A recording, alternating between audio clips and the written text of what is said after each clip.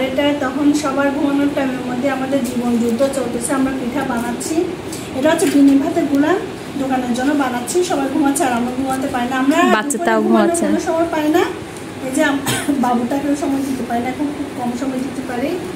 একা একা থাকে প্রায় সময়। যে পিঠা বানাচ্ছে, আবার অফিস থেকে এসে তারও ছুটি নাই, সেও পিঠা বানাতে হয়, আর নাহলে আমার একা একা খুব কষ্ট হচ্ছে।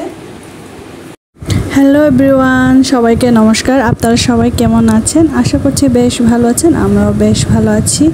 আমাদের চলছে এখন জীবন যুদ্ধ। এই জীবন যুদ্ধকে অনেকে বলে লোভী, অনেকে বলে টাকা পয়সা খুব ভালো করে চিনে।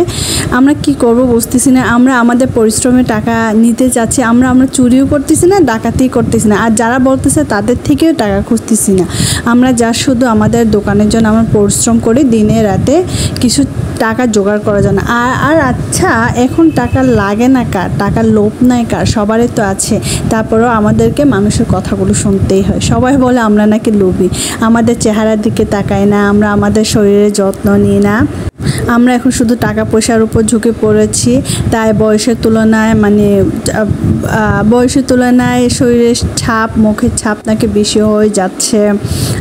এখন সবাই বয়স্ক লাগতেছে।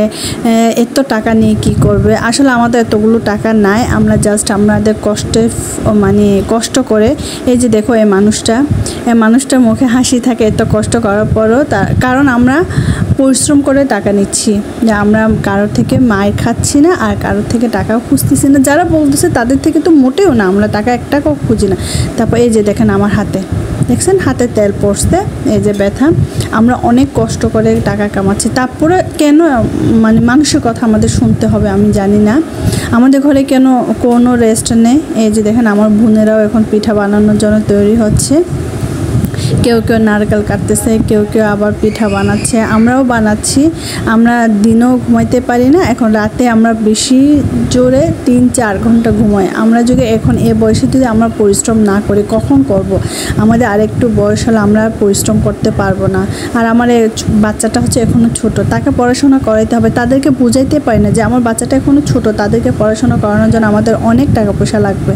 সো তারা কিছুতেই বুঝতে চায় না। তারা মানুষের কাছে বলে বেড়াচ্ছে যে আমরা লোভী, আমাদের টাকা পয়সা প্রয়োজন, নিজের দিকে চায় না, নিজের শরীরের দিকে যত্ন নেয় না। আমার শরীর ভাই, আমি যত্ন নিব নাকি নিব না সেটা আমার একান্ত ব্যাপার।